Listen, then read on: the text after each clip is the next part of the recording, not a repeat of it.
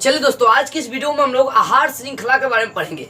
आहार श्रृंखला का दूसरा का नाम है खाद्य श्रृंखला, या इंग्लिश में इसको फूड चेन के नाम से हम लोग जानते हैं। अब देखो, कई बच्चा को आहार श्रृंखला समझ में आती नहीं है, तो बुआ वीडियो शुरू से अंत तक देखिए। यदि नहीं समझ में आएगा तो बोलिए कि हाँ जी नहीं समझ में आया, ठीक है ना। देखो, आहार श्रृंखला है क्या। ठीक, इसके पिछले वाले वीडियो में मैं इको सिस्टम पढ़ा चुका हूँ। इको सिस्टम का मतलब पारितंत्र या पारिस्थितिक तंत्र इसको कहते हैं। इसके बारे में मैं फुल आपको जानकारी दे चुका हूँ। अभी तक नहीं देखे तो जाकर देखिए, क्योंकि ये जो वीडियो है ना उससे एकदम संबंधित है, पारितंत्र से संबंधित है। वो आप देखे रहेंगे ना तो इसमें जो भी बातें वो सब आपको बेटर से समझ में आ जाएगी, ठीक है ना।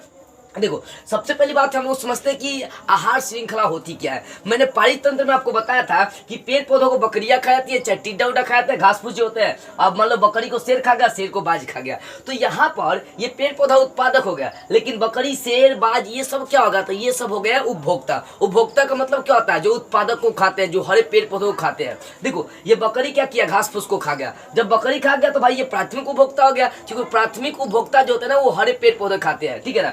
आज जो शाकाहारी को, ये बकरी जो है ना, बकरी क्या होता है, शाकाहारी होता है। शाकाहारी का मतलब जो साग सब्जी खाता है, मीट मछली नहीं खाता है। तो बकरी घास फूस खा गया तो बकरी क्या होगा, प्राथमिक उपभोक्ता हो गया। और प्राथमिक उपभोक्ता हमेशा शाकाहारी होते हैं, ठीक है। बकरी को शेर खा गया, शेर को क्या खा गया, बाज खा गया। तो यहाँ पे एक बात समझिएगा ध्यान से, ये क्या किया, बकरी घास को खा गया तो बकरी को ऊर्जा मिल गया, ठीक है ना। अब बकरी को शेर खा गया तो शेर को ऊर्जा मिल गया। शेर को बाज खा गया, जब शेर मर जाएगा तो उसको बाज खा गया, तो क्या हुआ, बाज को भी ऊर्जा मिल गया। तो यहाँ पर क्या हो रहा है, ऊर्जा का प्रवाह हो रहा है। तो जीवों के बीच ऊर्जा के इसी प्रवाह को हम लोग क्या बोलते हैं, आहार श्रृंखला, चाहे फूड चेन या खाद्य श्रृंखला कहते हैं। कुछ नहीं, ऊर्जा का प्रवाह, जीवों के बीच ऊर्जा का प्रवाह जो होता है ना उसी को हम लोग आहार श्रृंखला कहते हैं। यानी जीवों के बीच ऊर्जा के प्रवाह के लिए जो श्रृंखलाएं पाई जाती है उसी को आहार श्रृंखला कहते हैं, ठीक है ना। देखो, कहने का मतलब, अब मान लीजिए कि एग्जाम्पल से समझिए, आप गाय चराने जाते होंगे, गांव जवार में देखे होंगे, बूढ़े जो लोग होते हैं, चाहे नौजवान लड़का लड़की भी देखिएगा, गाय चाहे बकरी उकरी चराने चल जाता है लोग। तो जब गाय बकरी चराने जाता है सब, तो भाई क्या होता है, जैसे गाय लेकर गया चराने के लिए, तो गाय क्या खाएगा, घास खाएगा। घास खा रहा है गाय, तो गाय तो मीट मांस मछली तो खाएगा नहीं, इसी कारण से गाय क्या होगा, शाकाहारी। तो गाय जो है ना हरे पेड़ पौधों को खा रही है, इसका मतलब गाय उत्पादक हो जाएगा, उपभोक्ता हो जाएगा। लेकिन जो घास फूस है वो उत्पादक हो जाएगा। तो ये जो गाय है ना वो क्या कर रहा है, घास को खा रही है, तो गाय प्राथमिक उपभोक्ता। और गाय को जो खाएगा, गाय को मान लो कि मार दिया, सब मनुष्य ही मार दिया, कहीं गाय काट के मुस्लिम लोग खाता है, तो मनुष्य किस में चले आएंगे, मनुष्य सर्वाहारी में चले आएंगे। द्वितीयक उपभोक्ता होगा, लेकिन द्वितीयक उपभोक्ता जो मनुष्य होगा ये सर्वाहारी हो जाएगा। क्यों हो जाएगा, क्योंकि भाई मनुष्य जो होता है ना, गाय भी काट रहा है मुस्लिम लोग और साथ में साग सब्जी भी खाता है। तो सर्वाहारी का मतलब जो सब खाता है, साग सब्जी मीट मांस मछली सब खाता है, वो कहलाता है सर्वाहारी।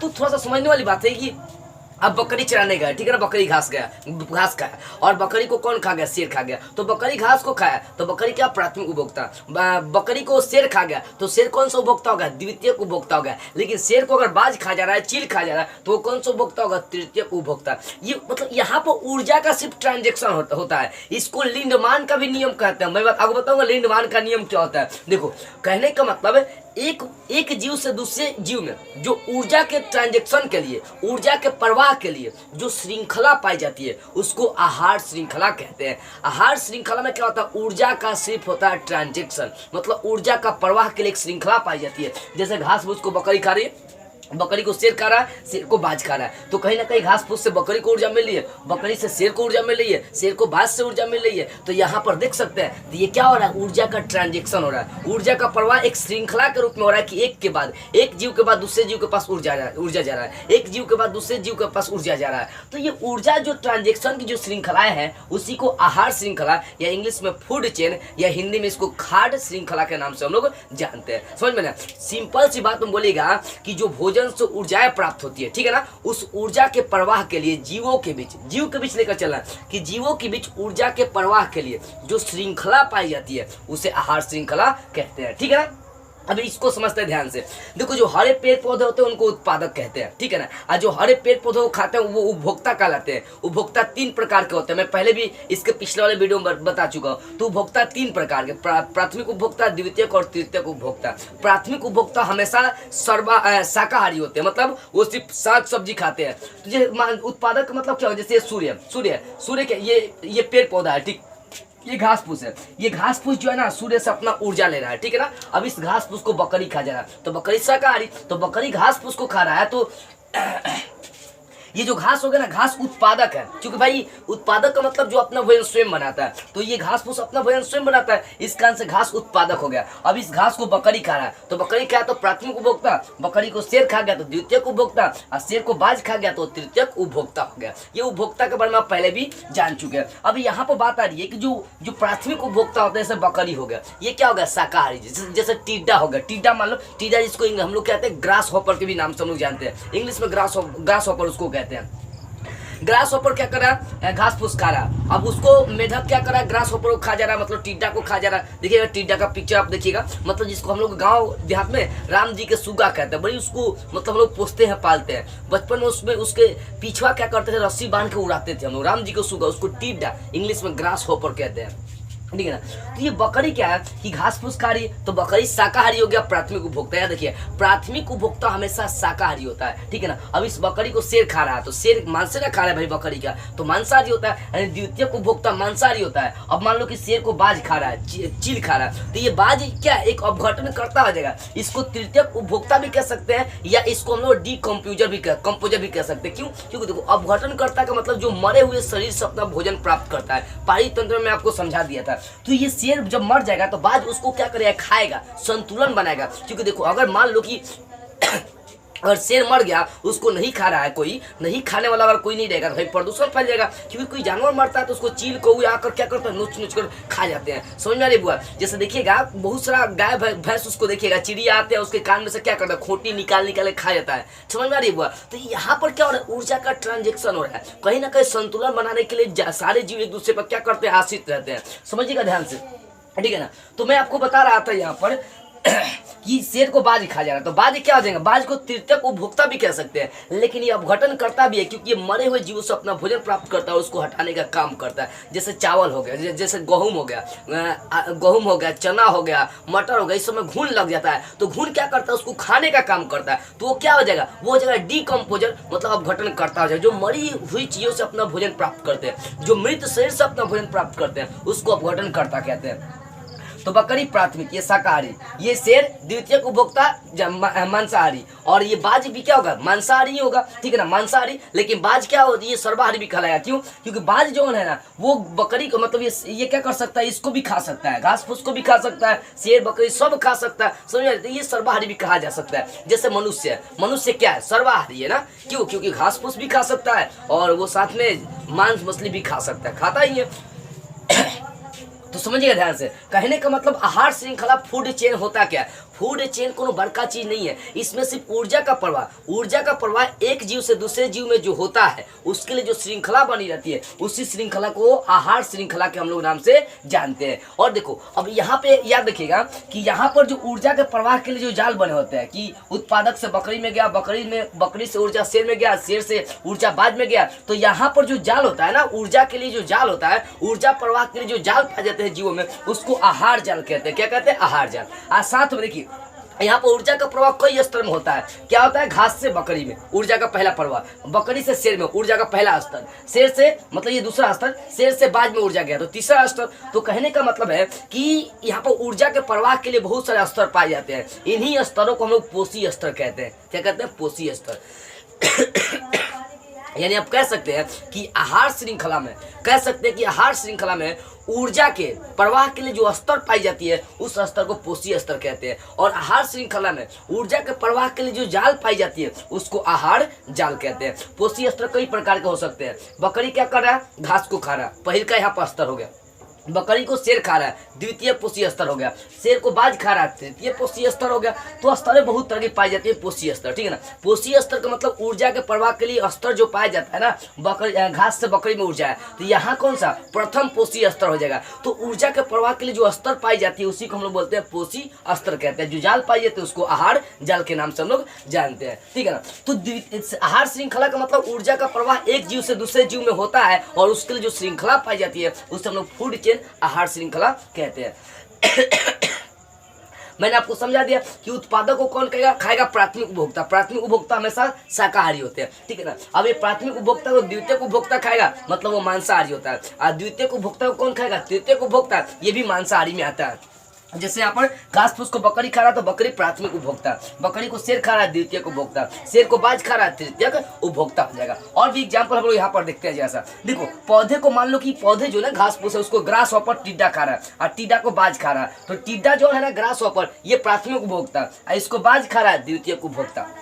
पौधे, यहाँ देखो, पौधे को ग्रास हॉपर खा रहा है, ग्रास हॉपर को गिरगिट खा रहा है और गिरगिट को बाज खा रहा है, तो ग्रास हॉपर प्राथमिक उपभोक्ता और गिरगिट द्वितीयक उपभोक्ता, बाज तृतीयक उपभोक्ता, ठीक है ना। अंतिम वाला अपघटन करता भी कहा जाता है। अब जैसे मान लो पौधे को चूहा खा रहा है, चूहा को सर्प कहा जा रहा है और सर्प को बाज खा रहा है, तो फोकस करिएगा, ये पौधा तो उत्पादक है, ये मतलब ये जो चूहा है ना, चूहा पौधे से अपना भोजन प्राप्त कर रहा है, इसका मतलब चूहा प्राथमिक उपभोक्ता हो गया, ये शाकाहारी हो गया, ठीक है ना। और ये जो सर्प है, सर्प चूहा को खा जा रहा है, इसका मतलब द्वितीयक उपभोक्ता, सर्प को बाज खा जा रहा है, इसका मतलब तृतीयक उपभोक्ता हो गया। तो उपभोक्ता क्या होता है, हम प्राथमिक उपभोक्ता हमेशा शाकाहारी, द्वितीयक उपभोक्ता हमेशा मांसाहारी होता है, ठीक है ना। और जो अंतिम वाला होता है उसको अपघटन करता भी कह सकते हैं, तृतीय के चतुर्थ में आएगा तो उसको चतुर्थ कहेंगे हम, ठीक है ना। ये बात आपको समझ में आ गई होगी। अब जैसे इसको हम पिरामिड के आधार पर समझ लेते हैं। पिरामिड, ऐसा एक पिरामिड हम लोग बनाते हैं। देखो, कहने का मतलब क्या है कि स्थल पर देखते हैं, अगर धरती पर देखते हैं तो उत्पादक की जनसंख्या क्या है, ज्यादा है, पेड़ पौधों की जनसंख्या ज्यादा है, ठीक है ना। अब उत्पादक की जनसंख्या ज्यादा है तो उपभोक्ता उससे क्या थोड़ा कम है, देख सकते हैं ना। ये क्या दर्शा रहा है कि जनसंख्या किसकी कितना है, उत्पादक की जनसंख्या अधिक है कि उपभोक्ता की जनसंख्या अधिक है कि अपघटनकर्ता की जनसंख्या अधिक है। तो स्थल पर, धरती पर देखेंगे तो पेड़ पौधे बहुत ज्यादा मात्रा में पहले के जमाने में थे, आज भी है। जैसे मान लो कि अब देखो, उत्पादक का मतलब ये नहीं कि पेड़ पौधा होगा, ये जो गेहूं मकई उकई सब बोई जाती है भी तो उत्पादक है ना, जो घास फूस पाए जाते हैं। तो अपने गांव में जाकर देखिए बहुत ज्यादा उत्पादक, तो धरती पर उत्पादक की मात्रा बहुत ज्यादा होती है, ठीक है ना। और उसके बाद धरती पर उत्पादक की मात्रा बहुत ज्यादा होती है और उपभोक्ता की मात्रा उत्पादक से कम होती है, और अपघटक की मात्रा उससे भी बहुत ज्यादा कम होती है। अब देखिए, चील बाजू जो आपको बहुत ज्यादा दिखाई देते हैं, नहीं दिखाई देते क्योंकि उसकी जनसंख्या कम हो गई है। तो स्थल पर पूछेगा, स्थल पर, धरती पर किसकी मात्रा ज्यादा होती है, तो किसकी मात्रा, उत्पादक की मात्रा ज्यादा होती है। और उत्पादक से कम किसका होता है, उपभोक्ता का, ठीक है ना। और उपभोक्ता से किसका कम होता है, अपघटनकर्ता का, साफ सफाई करने वाला का। अब देखो, इसको सागर या समुद्र में पढ़ेंगे तो ये उसका उल्टा हो जाता है, ठीक है ना। उत्पादक क्या होता है, ये सागर समुद्र में बहुत कम पाए जाते हैं। उत्पादक का मतलब पेड़ पौधे बहुत कम पाए जाते हैं और उससे ज्यादा उपभोक्ता पाए जाते हैं। उपभोक्ता का मतलब समझे ना, जैसे छोटे जीव जंतु मछली उछली हो गया, और उससे ज्यादा क्या पाए जाते हैं, उससे ज्यादा अपघटनकर्ता पाए जाते हैं। इसको बोलेंगे अपघटनकर्ता, बोलेंगे अपघटनकर्ता कहेंगे। तो मतलब सागर में या मरुस्थल में देखेंगे तो बहुत ज्यादा अपघटनकर्ता, जैसे चील हो गया, कौआ हो गया। मैं एक बार इलाहाबाद जब गया था ना, तो गंगा जमुना सरस्वती के संगम पर गया था घूमने के लिए। साला इतना ना चिड़िया वहाँ पर उड़ रही थी, इतना ना चिड़िया उड़ रही थी, उसके लिए मतलब खाने की सामान फेंकी जा रही थी, च्यू च्यू करते हुए बहुत भीड़ लगा दे रहा था, लोग भीड़ तक आ जा रहा था। तो कहने का मतलब समझ रहे, जो जल होती है, जो सागर होती है, जो मरुस्थल एरिया होती है, वहाँ पर अपघटन की मतलब मृत जीवों को खाने वाले की जनसंख्या ज्यादा होती है। बाज, चील, चिड़िया की जनसंख्या ज्यादा होती है कहाँ, सागर या मरुस्थल में। लेकिन उत्पादक पेड़ पौधों की जनसंख्या कम होती है, उससे ज्यादा जनसंख्या किसकी होती है, तो उपभोक्ता की होती है। उपभोक्ता का मतलब क्या होता है, जो उत्पादक को खाने का काम करता है, जो पेड़ पौधों को खाने का काम करता है। और सबसे ज्यादा अगर देखी जाए तो अपघटनकर्ता की जनसंख्या बहुत ज्यादा होती है। तो क्वेश्चन यहाँ से कैसे करेगा, पिरामिड से आपसे क्वेश्चन यही करेगा कि स्थल पर किसकी जनसंख्या ज्यादा होती है, तो उत्पादक की। उससे कम किसकी होती है, उपभोक्ता की। सबसे कम किसकी होती है स्थल पर, तो अपघटनकर्ता की होती है। अगर यही पूछेगा सागर या मरुस्थल पूछेगा कि किसकी जनसंख्या ज्यादा होती है, तो अपघटनकर्ता की जनसंख्या ज्यादा होती है। यानी खाने वाला चीज कम रहेगा, मतलब क्या ना कि वहाँ पर पेड़ पौधे कम रहेंगे, घास फूस कम रहेंगे, ठीक है ना। वहाँ पर छोटे छोटे जीव जंतु भी उससे ज्यादा रहेंगे, लेकिन अपघटनकर्ता बहुत ज्यादा मात्रा में होता है। चील, चिड़िया उड़िया होता है। नदी में अगर तबियत खराब थोड़ा सा चल रही है ना, देखो नदी में अगर मछलियां छोटे छोटे पाई जा रही है तो उन मछलियों को अपघटनकर्ता क्या करता है, जैसे बत्तख हो गया, चील हो गया, बाज हो, उसको चुन चुन के क्या करते हैं, खा जाते हैं। तो सागर या मरुस्थल में किसकी जनसंख्या ज्यादा, अपघटनकर्ता की। किसकी जनसंख्या कम, उत्पादक की। स्थल पर धरती में बात करेंगे तो किसकी जनसंख्या ज्यादा, उत्पादक की। और किसकी जनसंख्या कम स्तर पर होता है, तो अपघटनकर्ता की होती है, अपघटक की, ठीक है। ये बात आपको पिरामिड समझ में आ गई होगी। अब जैसे कि नियम देख लेते हैं जिसको हम लोग लिंडमान का नियम कहते हैं, इसको 10% नियम कहते हैं, 10% का भी नियम कहते हैं। अब यहाँ पर समझिए ये 10% का नियम क्या है, ये लिंडमान का नियम क्या है, ये मैं आपको समझा रहा हूँ। देखो लिंडमान का नियम कहते हैं कि जब भी आप किसी से एनर्जी लेंगे ना तो समझिए कि आपको उसका 10% मिलेगा। अगर मान लो कि ये जो घास है, ये घास फूस है, ये जो पेड़ पौधा है, सूर्य से अगर ये 1 लाख एनर्जी ले रहा है, फोकस करिएगा, अगर ये सूर्य से कितना 1 पर 5 जीरो लेकर चलेंगे, इसी को ना बोलेंगे 1 लाख। अगर ये पेड़ पौधा सूर्य से 1 लाख एनर्जी लेकर चल रहा है तो ये जो एनर्जी ले रहा है ना, ये अगर 1 लाख एनर्जी ले लिया तो ये जब इसको प्राथमिक उपभोक्ता लेगा ना तो इसका 10% एनर्जी लेगा। अगर पेड़ पौधा के पास 1 लाख एनर्जी है तो इसका एनर्जी प्राथमिक उपभोक्ता 10% लेगा। अब सोचिए 1 लाख एनर्जी है तो 1 लाख का 10%, एक जीरो कम होगा, 10,000 हो जाएगा। अब प्राथमिक उपभोक्ता को एनर्जी कितना मिल गया, प्राथमिक उपभोक्ता को एनर्जी 10,000 मिल गया। अब जो द्वितीयक उपभोक्ता उसको लेगा एनर्जी तो वो 10,000 का 10% लेगा, यानी 1,000 लेगा। तृतीयक उपभोक्ता भी उसका 1,000 का 10% लेगा तो 100, और 100 अपघटन करता भी उसको कितना 10% लेगा तो 100 का 10% निकालिए, 10 हो जाएगा। तो फोकस करिएगा ध्यान से, मतलब कहने का मतलब अगर पेड़ पौधे घास फूस के पास 1 लाख एनर्जी है, 1 लाख ऊर्जा है, तो प्राथमिक उपभोक्ता मात्र उसका 10% लेगा। 10% लेगा तो इसके पास 10,000, जब ये 10% लेगा तो इसके पास 1,000, जब ये 10% लेगा तो इसके पास 100 होगा, जब ये 10% लेगा तो ये क्या हो जाएगा, इसके पास 10 हो जाएगा। तो कहने का मतलब लिंडमान का नियम कहते हैं कि किसी भी जीव से यदि आप भोजन ग्रहण करते हैं तो उससे आपको 10% ऊर्जा मिलती है, पूरा नहीं मिल सकती है। जैसे यहाँ पर समझिए अगर मान लो कि हम लोग मीट मांस मछली खाते हैं, मछली खा रहे हैं, तो मछली के पास जितना ऊर्जा है ना, एनर्जी है, उसका 10% हम लोग को ऊर्जा मिलेगी। सोचिए मछली के पास 100 एनर्जी है, ठीक है ना, मतलब 100 एनर्जी है, तो हम लोग को कितना, मात्र 10 से एनर्जी मिलेगा, 100 का 10%। ये लिंडमान कहते हैं। लिंडमान का नियम होता है 10% का नियम, 10% घटते चलाएगा। अगर इसके पास 1 लाख तो प्राथमिक उपभोक्ता को 1 लाख का 10% मिलेगा, द्वितीय उपभोक्ता को 1 लाख का 10%, तृतीय उपभोक्ता को उतना का 10%। समझ में आ रही बुआ? तो ये क्या लिंडमान का नियम यही कहते हैं कि 10% एनर्जी घटते चली जाती है। लेकिन अगर वही सोचिए पेड़ पौधा के पास जहर है, आप प्राथमिक उपभोक्ता खा लिया तो यहाँ पर 10% बढ़ते चला जाएगा। अगर मान लो इसके पास कितना, इसके पास जहर की संख्या 10 है, प्राथमिक उपभोक्ता लेगा तो 10% बढ़ जाएगा, 100 हो जाएगा। द्वितीयक लेगा तो 10% बढ़ेगा, 1,000 हो जाएगा। तृतीयक 10,000 हो जाएगा। चतुर्थ के पास 1 लाख हो जाएगा। तो यहाँ पर उल्टा चली जाती है, ठीक है ना। उल्टा यहाँ पर लिंडमान का नियम भी लागू होता है कि अगर आप एनर्जी ले रहे हैं तो 10% घटते चलाएगा। अगर आप उसमें जहर या विष आप ले रहे हैं तो यहाँ पर क्या हो जाएगा कि वो 10% बढ़ते चला जाएगा। अगर मान लो कि गाय भैंस में 10% उसमें जहर है, ठीक है ना, मतलब उसमें जहर है, तो हम उसको खाएंगे ना। अगर गाय भैंस से मान लो बकरी उकरी चाहे मीट उट आप खा रहे हैं, उसको जब आप खाएंगे ना तो आप में 10% जहर की मात्रा बढ़ जाएगी, जहर की मात्रा बढ़ते चली जाएगी। समझ में आ रही बात? ऐसा ही होता है। आदमी का उम्र काहे घट रहा है मालूम है? इसी रीजन से घट रहा है कि ऊर्जा जो लेने की क्षमता है ना, ये पेड़ पौधा हम लोग ज्यादा काट दे रहे हैं। समझिए इस बात को मैं आपको समझा रहा हूँ कि आखिर इंसान का उम्र घट क्यों रहा है। पहले के लोग 1,000 वर्ष तक जिया करते थे, 500 वर्ष तक जिया करते थे, 100 वर्ष तक जिया करते थे, 80 वर्ष, अब घटते घटते 50 आ गया, 50 सब 40 वर्ष, 38 वर्ष, 35 वर्ष आ गया। इससे ज्यादा अब कोनो नहीं जी रहा है, देख लीजिएगा, ठीक है ना। तो आदमी का उम्र घटने के पीछे का रीजन क्या है ये समझिए। अब देखो पेड़ पौधा होते हैं तो ज्यादा मात्रा में क्या करते हैं, सूर्य से ऊर्जा प्राप्त करते हैं। अब पेड़ पौधा क्या करेंगे, ये काट देंगे। पेड़ पौधा तो हम लोग के पास है नहीं, पेड़ पौधा हम लोग के अनाधुन काटते जा रहे हैं, अब बिल्डिंग ठोकवाते जा रहे हैं। अब सोचिए जितना पेड़ पौधा कम हो रहा है वो तो उतने एनर्जी कम ले रहा है। समझिएगा, उतने एनर्जी क्या हो रहा है, कम ले रहा है। उतने एनर्जी क्या कर रहा है, पेड़ पौधा कम ले रहा है। अब मान लो कि ये 10 से 1,000 अगर एनर्जी लिया तो प्राथमिक उपभोक्ता को 10% उसका 10,000 का 10% मतलब 1,000 इसके पास एनर्जी पहुंचेगा।